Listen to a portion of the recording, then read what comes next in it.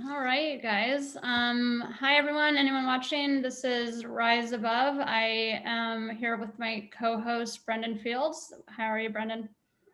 Good. How are you, McLean? Okay. And we're actually missing Dan, who is our other co-host. His internet's down. So this is our guest host, Francois. Why don't you introduce yourself and tell us what we're going to be talking about today? Yeah. So I am Francois, as you elegantly said my name correctly.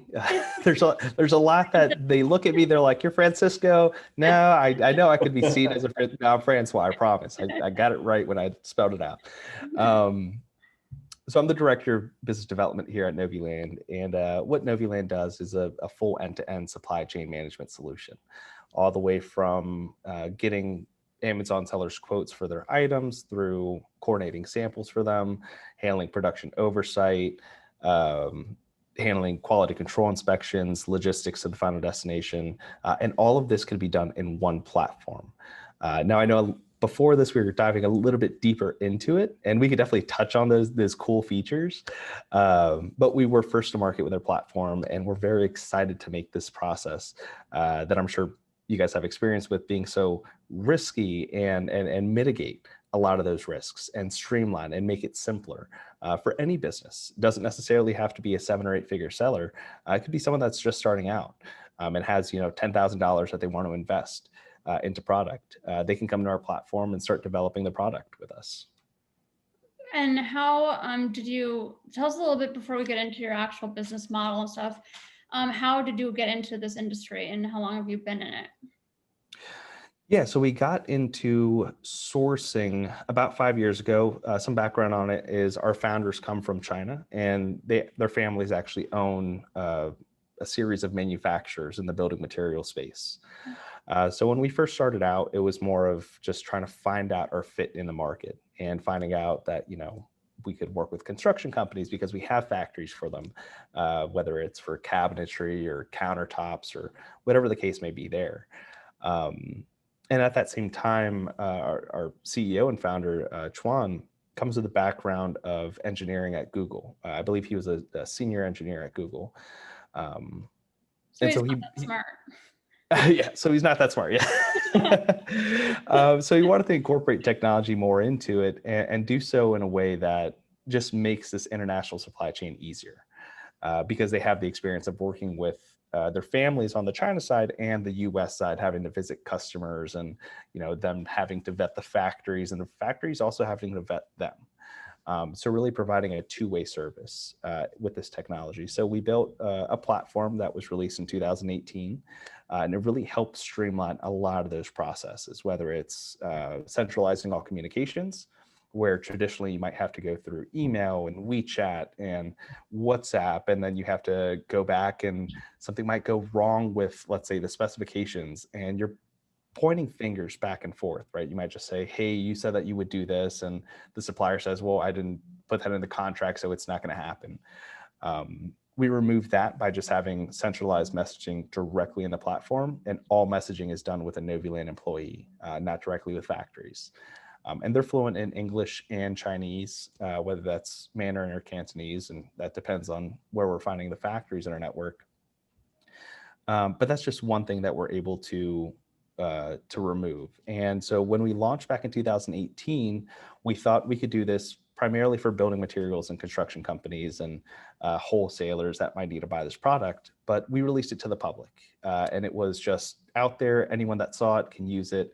And we saw this rise in Amazon sellers, and we were like, "What the hell is going on? Why do Amazon sellers want to use us?" Right? Because we were thinking more so enterprise level, more of that medium to large size instead of the small to medium size. And that's really where we saw this huge need in not just established brick and mortar businesses or established e-commerce businesses, but Amazon sellers of every level. So those that are just starting out and that want to invest, let's say, $10,000 into product development and product manufacturing, and likewise with quality control and logistics, or those that are established sellers, they just want to expand as rapidly as possible, and they don't have time to go out to Alibaba and vet 20 factories and order 10 samples and consolidate all of them with a sourcing agent, and then getting shipping quotes and coordinating packaging. We said we can make this a lot easier because we have the process that's already established for the enterprise level, and you can incorporate that same process for the small to medium-sized business. And so I guess it was kind of luck where we stumbled upon Amazon. And it's something that we grew to absolutely love. So the community and the engagement that everyone has is like none other. When it comes to enterprise, everyone wants to keep their information sort of secret and consider it a trade secret. And then you go into Clever Cats Consulting, which I believe is one of Dan's maybe current or former companies. And you see this entire community of just saying, hey, this is a QC inspector I use. You might want to use them. How do you run PPC, which is, I'm sure, something that you can talk more about, McLean.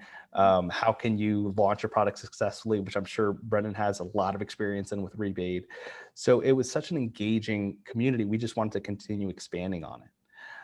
And so ultimately, we built out a ton of features that is very specific to e-commerce, and it benefits a lot of Amazon sellers in general. Again, both those that are just starting out through the more established ones. Are you limited to Amazon sellers specifically? Like, is that your main focus, or it's just open to anyone that needs?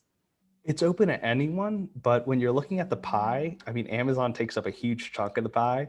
Of course, a lot of our customers also work on Shopify, or they're expanding into Walmart Marketplace, or they just own a few retail chains and they just want to source whatever product that they think could work well on the shelves. So it's not necessarily limited to Amazon sellers. We just have a lot of experience in there, whether it's Amazon FBA prep and taking care of that at the source rather than in a US-based 3PL, whether that is just making sure that it's FBA compliant, under 50-pound boxes, making sure packaging can be small and not considered medium, making sure that it's protected. There was far too many times where I saw someone ordering, let's say, coffee mugs, and they wanted to sell it on Amazon. They just said, hey, we'll put it in a little cardboard box and put a card insert. But you have to think about that next step, right? So how is that going to work? For a brick and mortar, that's okay because you put it on the shelves yourself and there's not much handling. It comes in the container, maybe on a pallet, it's safe. With Amazon, it's going through the fulfillment centers, the shipping carriers are just tossing them on the doors. And so you need a higher level of protection. So it's our job to really make sure that we know who we're working with and we can provide the right solutions. Again, when it comes to packaging, we might suggest in that case, hey, I think you really want to consider styrofoam or expanded polystyrene, and you might want to keep the mug in a bubble wrap bag. Or you don't necessarily have to start out with a full color print on your first packaging because you're just testing the market. Why don't you save 40 cents on packaging per unit and just slap on a sticker with your logo and the F and SKU label? Just test the market that way. So we're able to provide these insights and provide this partnership that I think so many, not only Amazon sellers, but businesses really need in the supply chain. Oh, no, please go ahead. For sellers that have, existing vendors overseas, which I think probably all but the, newest companies already do you have any, program where they can outsource all these tasks to you? Because the more you describe it, the more value that's apparently offered by your company. So for listeners who already have vendors, can you step in and manage their sourcing and logistics and supply chain for them? Or are you mostly making those new introductions and then managing those relationships from the ground up? So for now, I'm not saying that we would never do that in the future, but for now, it is from the ground up. So it is for any company that is looking to expand. Let's say they sell, different technologies or accessories, and they want to source some iPad or what are these even called? AirPods. God. AirPod cases.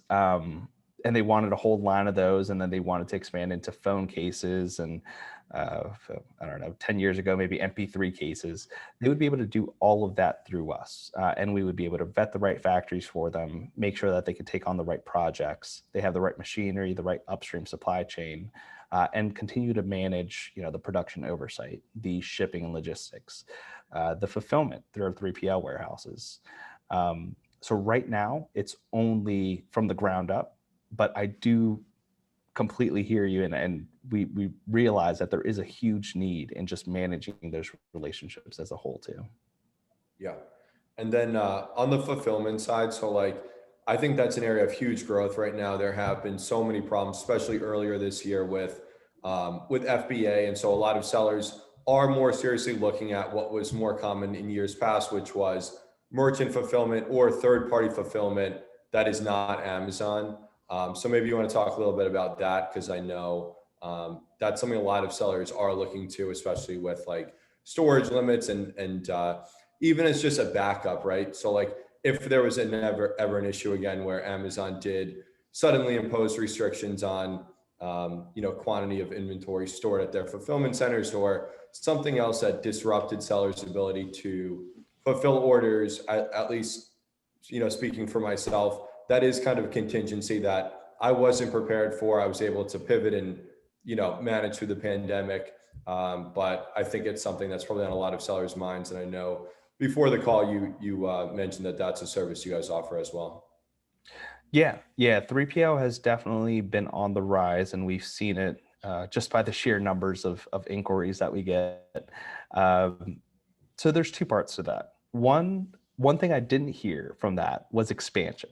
And I think that is the most critical aspect actually to fulfillment. Because ultimately, if you stay on Amazon, you're relying purely on Amazon. If they impose restrictions, then you're going to be restricted. Whereas if you have your own Shopify store, you can continue fulfilling. Or if you expand onto Walmart Marketplace, now you're selling on two marketplaces. You need a 3PL fulfillment center for that too. So it's more of a partnership that you need to develop with the right 3PL. And ultimately, what a 3PL can do is, for anyone that might not know, is help you coordinate FBA prep. Typically, if you find the right one, they can help you coordinate FBA forwarding. So essentially, let's say they receive a full container load and they forward off half of that container to Amazon FBA. If you run out of stock, or if you wanted to expand onto other marketplaces, they can help fulfill those orders also.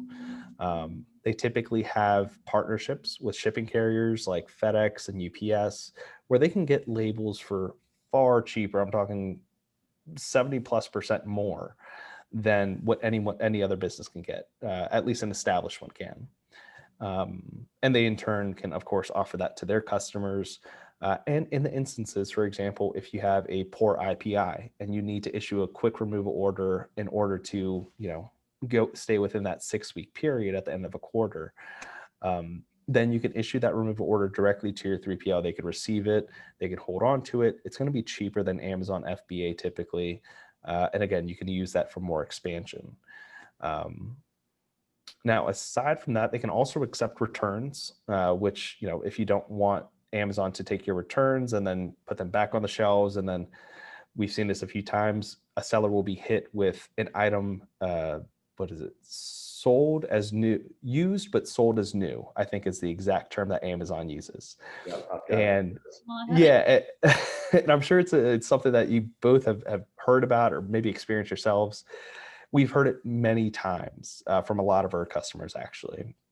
And they require an invoice so they could prove to Amazon, hey, this is a brand new product. They could send in their QC reports also, just showing, hey, these are exactly my products that are not used. But let's say it's a water bottle. Someone returns it and they're like, oh yeah, I never used it. I just didn't like the color. Amazon restocks it. Someone gets it. They're like, what the hell is this? It has coffee stains inside and it's not what I wanted. It's used. So they're not lying about it. Right. But in those instances, it would make more sense to ship it back to a 3PL for them to inspect instead of having Amazon do that and then risk getting that negative feedback. So there's a lot that 3PLs could do. And we saw a huge rise, particularly in 2020, when Amazon started imposing those restrictions and when they bumped up that IPI score from 400 to 500, which is absolutely insane. Yeah. Now they're trying to take that back, go back down to 450, but thinking about it, it still went up over the course of a year, went up from 400 to 450, essentially. So using a 3PL can help with all these different scenarios, and they can help you with bundling and repackaging and again, forwarding off to those FBA fulfillment centers, and running out of FBA stock can impact your listing. So you want to switch that over to FBM immediately. Brendan, do you have experience with that at all? Somewhat, yeah. So I've used a number of third-party fulfillment companies, and so I think another thing, at least I'll speak for me, and I know some sellers like me that are on the East Coast of the U.S. that import from Asia and from India. It wasn't so much my inability to fulfill orders myself. So I had a warehouse, I had a number of warehouse staff, but at one point I realized, it was costing me so much more, both in actual ocean container costs, and also in just lag time. I had so much more inventory in the pipeline shipping to the East Coast of the United States, when really it made more sense to import into California or the West Coast. So for me, that was the biggest value of using a 3PL, was the geographic advantage. So yeah, that was my experience with it.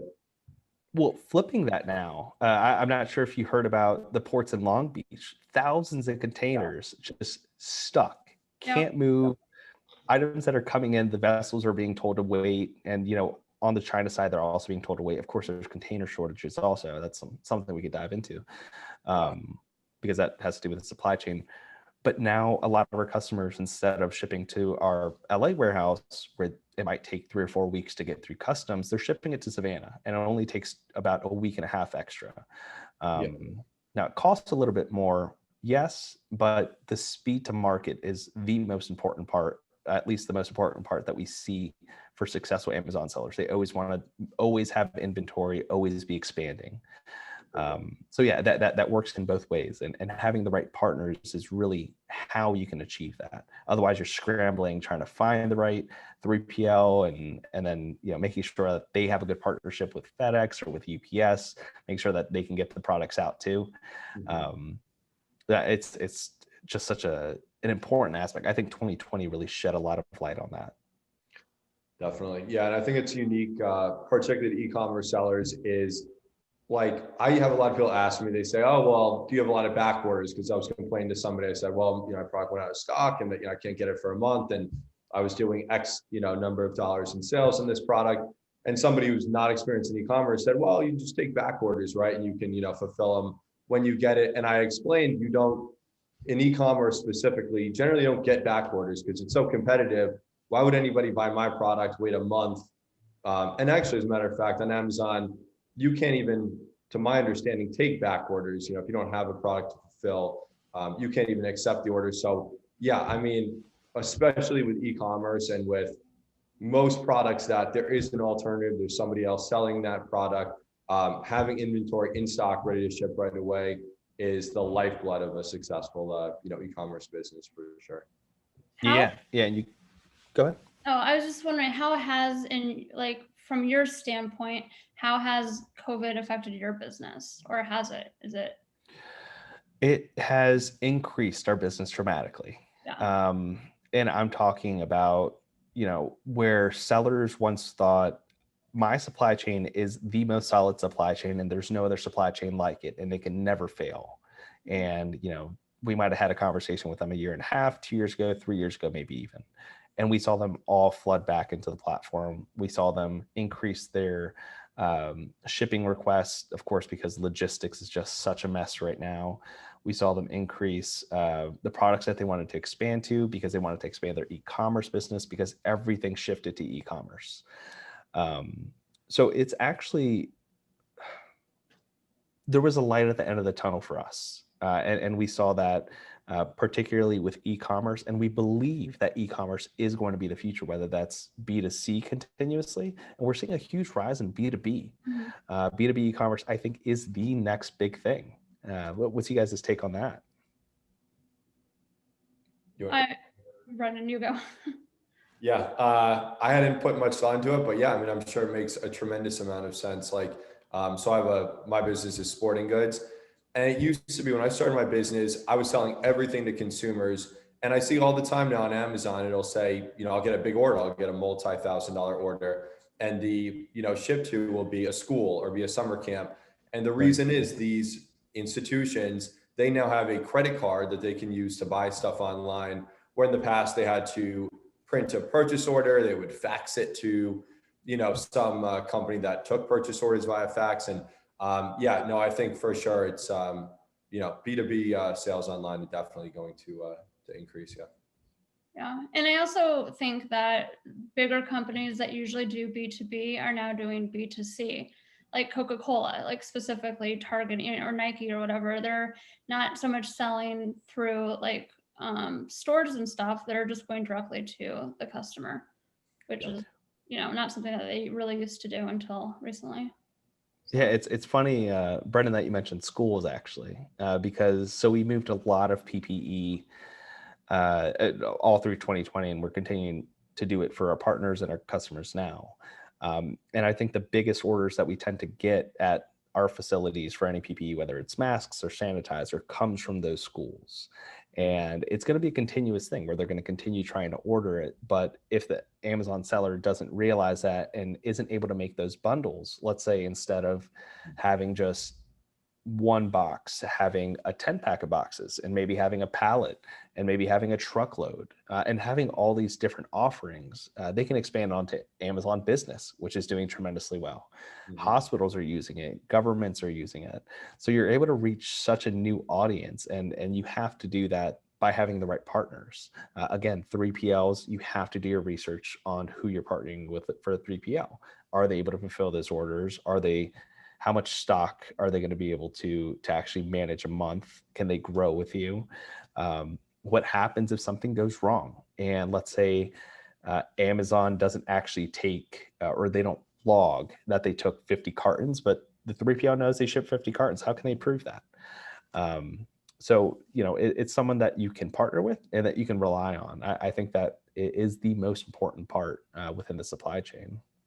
For sure. And just adding to that too, I think, and maybe this was something we're going to touch upon, but the technological ability of the 3PL. So like, and it depends on the products you sell, but integration with platforms and integration with inventory management systems. And those are the sort of things that I found are critical to scale, because you can like grow so quickly, doing everything on Excel and, manually inputting information. But having those integrations and that ability to scale through leveraging technology, which I think a lot of the best 3PLs have that. In fact, some of them I speak to, they'll start, bring up terms I've never heard, like these systems that are enterprise grade systems that I'm not familiar with, but are systems you would become familiar with as you scale and as you grow. So I don't know, maybe you want to talk about that, specifically related to your company. Yeah, no, I think technology, in every facet, technology is going to be the future. And with 3PL specifically, we are starting to see a rise in different, APIs that you can incorporate. So whether that's using Shopify direct to your 3PL or using Walmart. And the issue is that there isn't necessarily one that catches all of them. Right. So you might have one that integrates with Shopify and Amazon well, but they don't integrate with Walmart, or vice versa. Or they don't integrate with BigCommerce or WooCommerce if you're doing more of those B2B sales.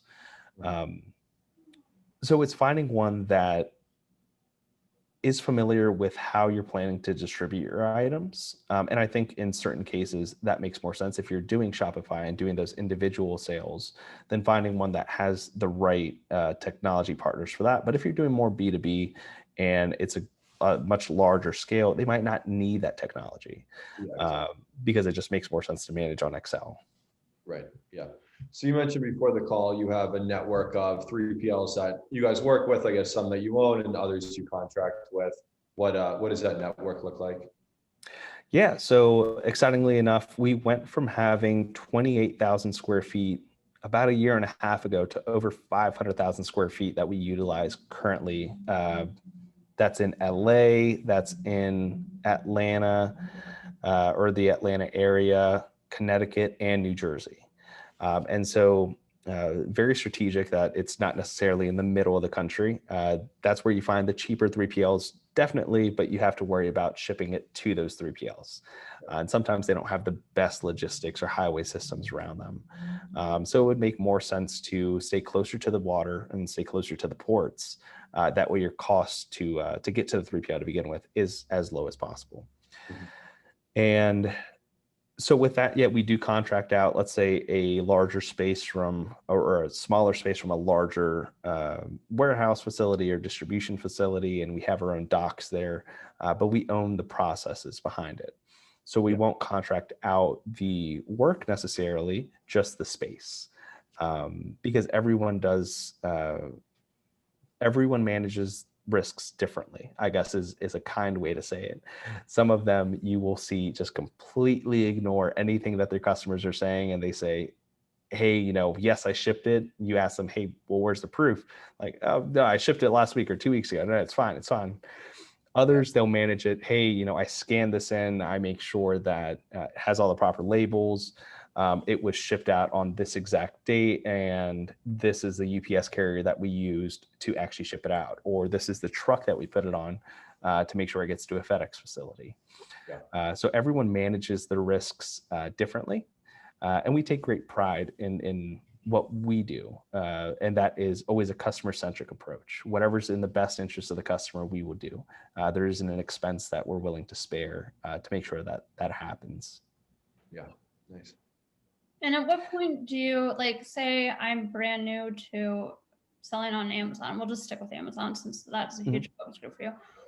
And I wanted to use your services. At what point in the line of stuff I have to do would I reach out to you and say, hey, I need your help?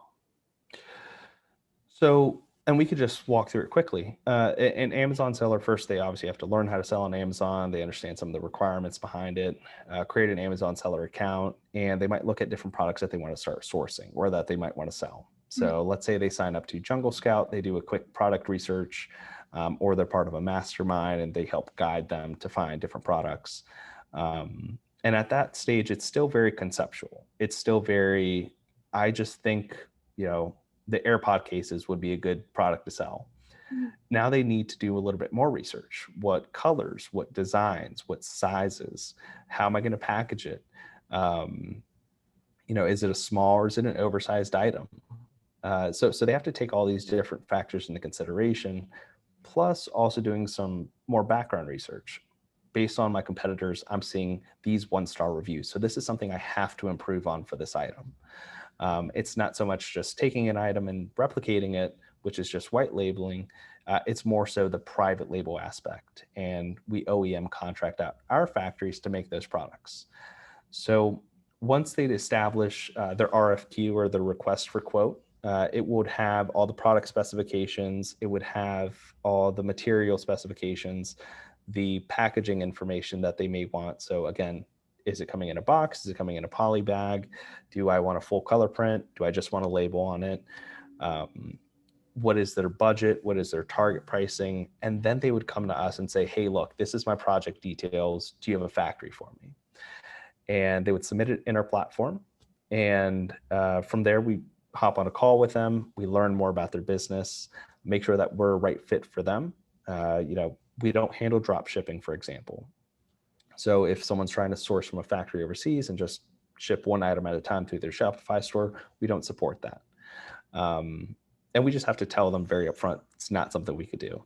If they need something that is fully customized, and I've seen some amazing ideas that unfortunately I can't share due to the privacy policies, like absolutely killer ideas. But if you don't have the capital behind it, it's never going to come to life. Right. So I just have to have a tough conversation with them about, hey, just based on these specifications and based on the tooling that I've seen for similar products in the past, it's going to be at least a $50,000 investment in just tooling and molding, not for production or not for shipping, any of that. So it's our job to inform them. And that's our job as a partner. Right. And I think that's the most important aspect. And Brendan, you might have some experience with this, or McLean, you as well. If you're on Alibaba, you won't always find the best partners. You will find a supplier. And what that means is it's very transactional. They will see you as a dollar sign. It's, yes, I can do that. They'll keep dragging you along until at the very end, and then they might increase the price, or they might just say, oh, turns out we can't actually do it. Now you wasted 4 weeks. If we can't do something because our factories can't do it, we'll be very upfront with you. We'll let you know it's not doable because of XYZ reason, or we just don't have a factory for you. Now, if we can, we put in the work, and we don't charge anything for this work. We put in all the work to try to get you the right pricing the first time. So again, going back to the marketplace model, where you might see incremental increases, see the clickbait pricing 20 cents, MOQ 200. Turns out the price for that is actually a full container load, and they're BSing you the whole time.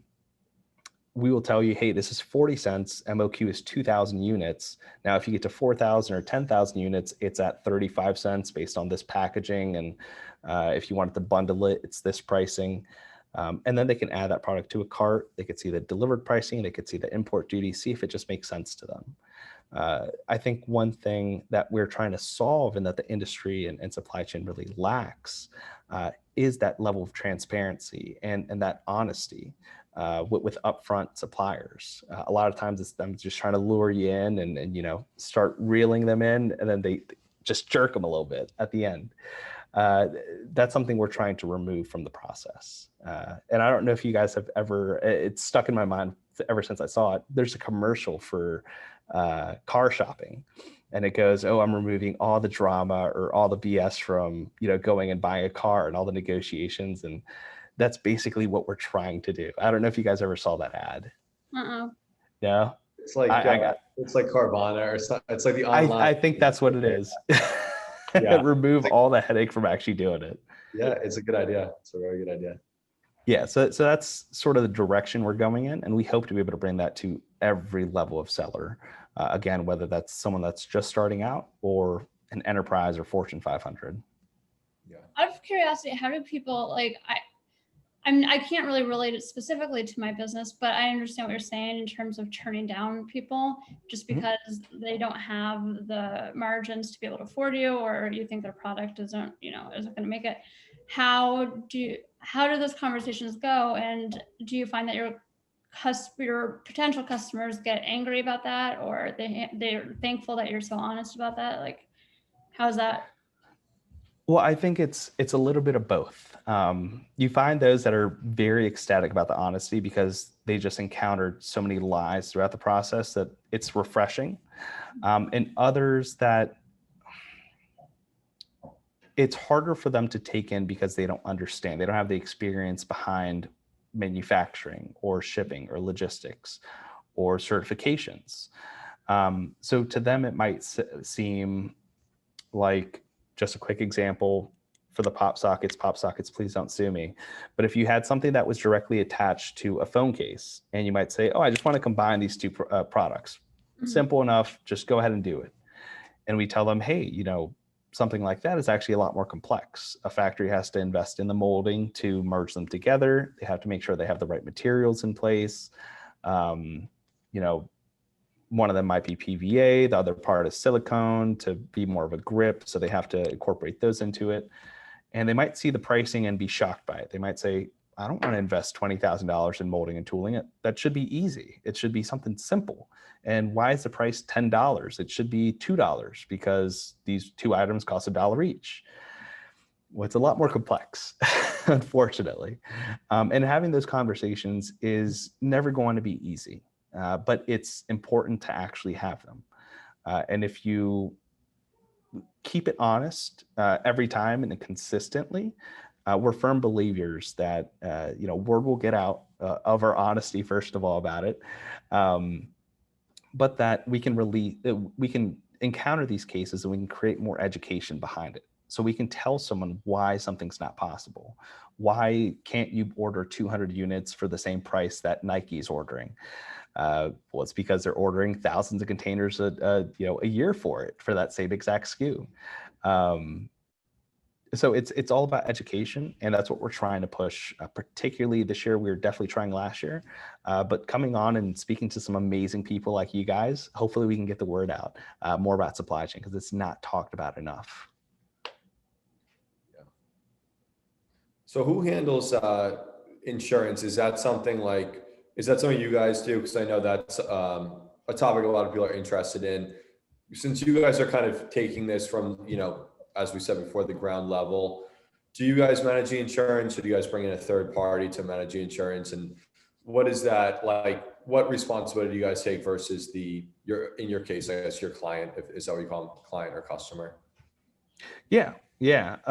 So I mean, we have different terms. They all mean the same thing: client, customer, partner. Ultimately, we're relying on them to make money ourselves, and they're relying on us to supply them with the products to make money.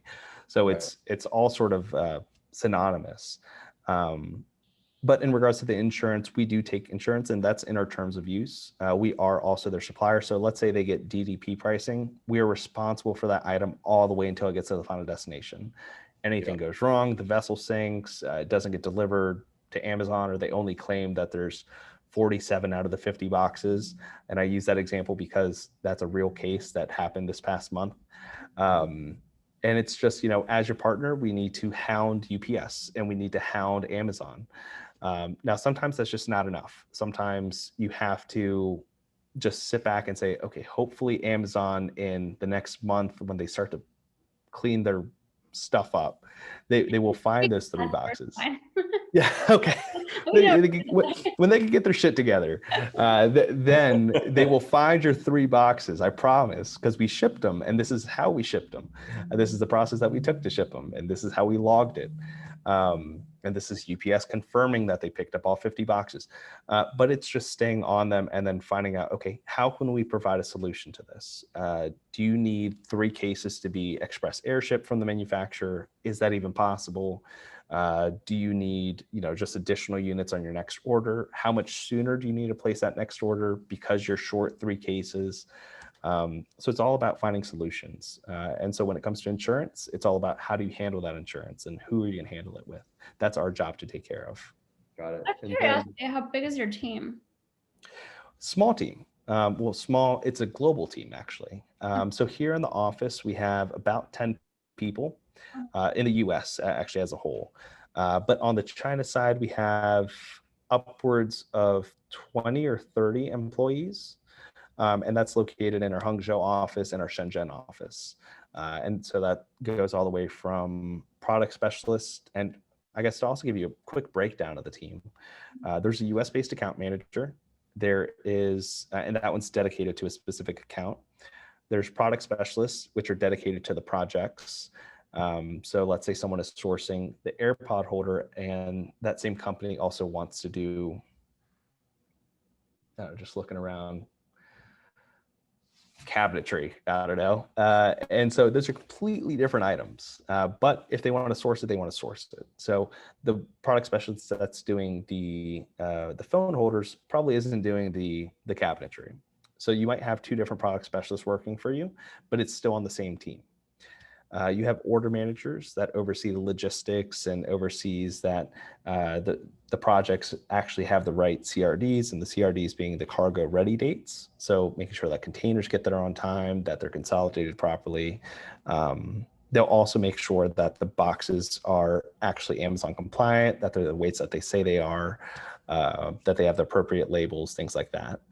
And then the quality control inspectors, which very intuitively, they handle the quality control inspections. They provide the reports to our users for every single order. So it's an entire team that works with you, and it's project to project. So, for one project, you might not be working with the same product specialist, but you'll always have the same account manager. Awesome. And then it's different. I'm just trying to process it. Yeah. As far as maybe one of the last legs of it is payment terms, right? So I know we've talked to a lot of people, McLean, who in different areas of Amazon, and it seems to be a recurring subject that comes up is the challenge of financing inventory, because it's just this crappy situation, because if you're growing quickly, you have no money because you're buying more and more and more inventory.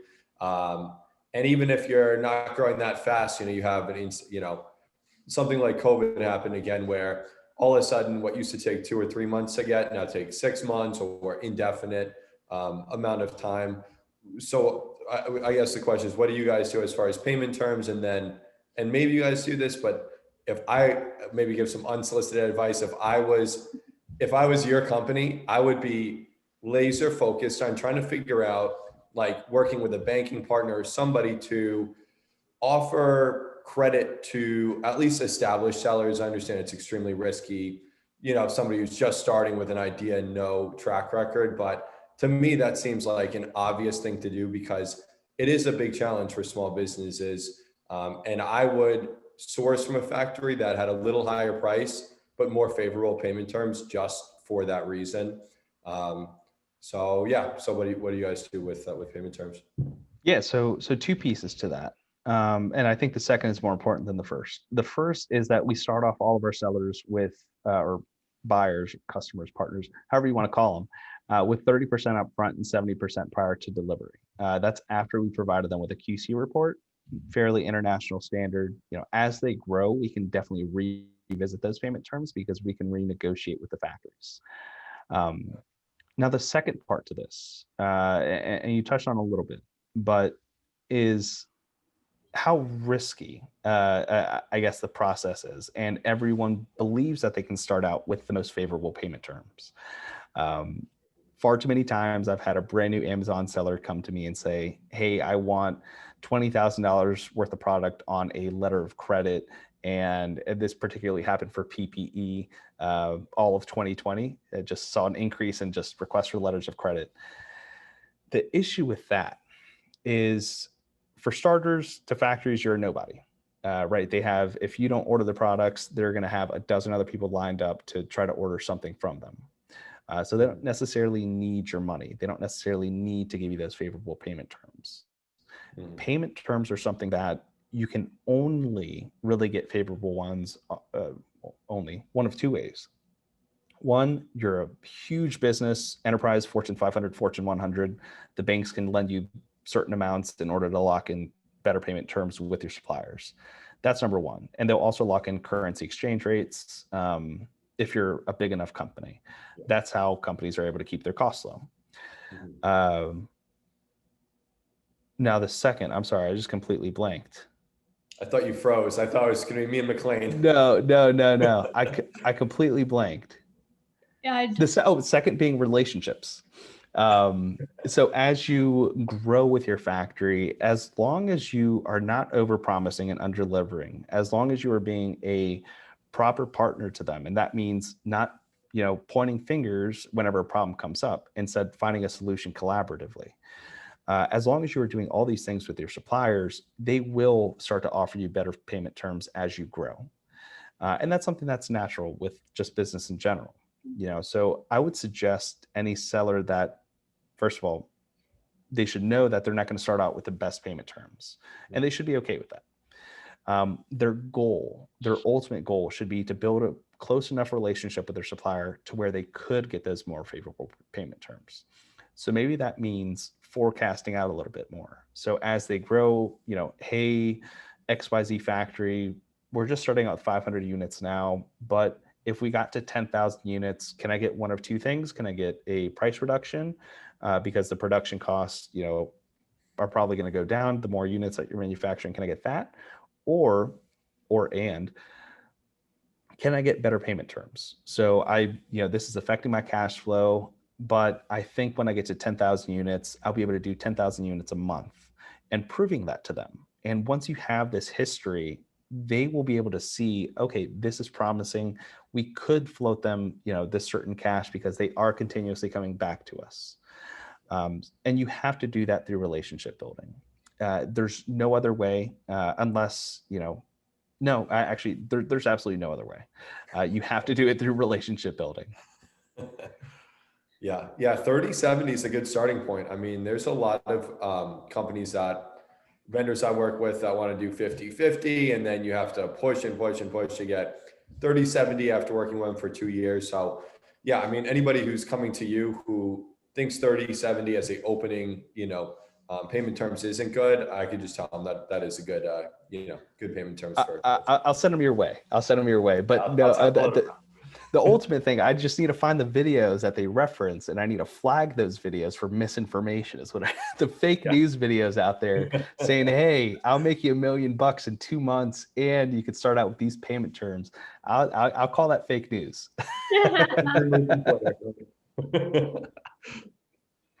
So we actually are about to wrap up. It's been about 45 minutes, and my child that's locked in his cage is trying to climb out. So.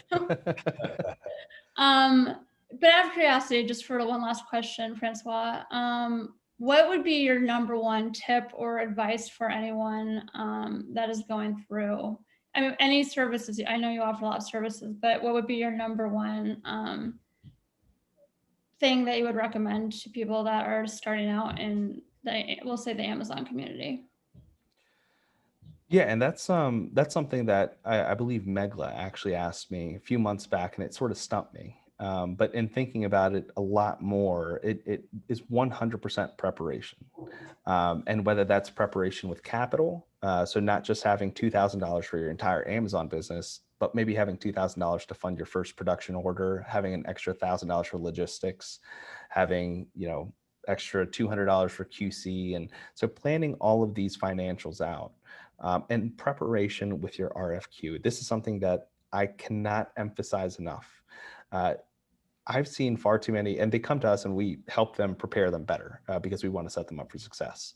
But if you're going on, let's say Alibaba or 1688, DHgate, wherever you submit an RFQ, if you submit an RFQ and just say, I want AirPod cases and I want blue AirPod cases, they're going to be like, oh, what the hell are you talking about? Do you want metal ones? Do you want silicone ones? What style of AirPod cases? Do you want a design on them? What sort of packaging?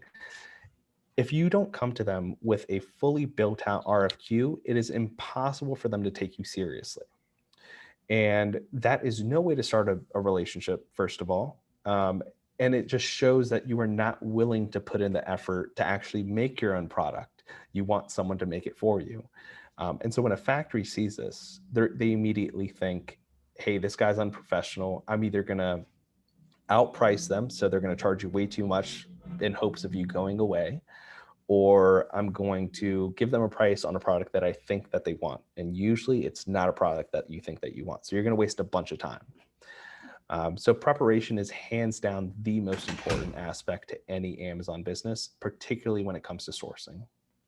Now, one of the questions I see all the time on Facebook, I'm sure both of you have seen it, but it's the question of, do you think you can start a business with 5K? And I'm interested to know both of your opinion on that. I know it was possible like years ago, but nowadays, what are your thoughts on that? Well, it's a very broad question. If you ask me if I can start a business with 5,000 or an e-commerce business with 5,000, 100%. If I had nothing to do, I would go out to Walmart, I'd retail arbitrage, I would resell, I would maybe make my own products, sell them on Etsy, whatever the case may be there. Oops, sorry.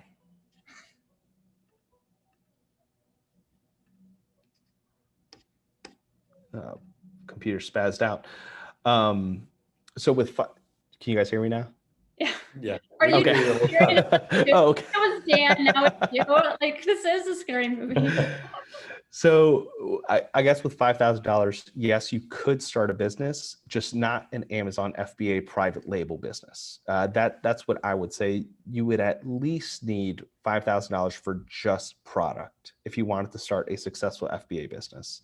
And that's working with cheap products, like lower cost, small units, lightweight, doesn't cost much for shipping. That's my 2 cents on it. I think you at least need 10 to 15,000 minimum in order to start an FBA business. What's your take on it? Yeah, I think you can, but you have to be scrappy and clever as hell. Like, there's definitely small products and there's niches on Amazon. I've said this in past podcasts.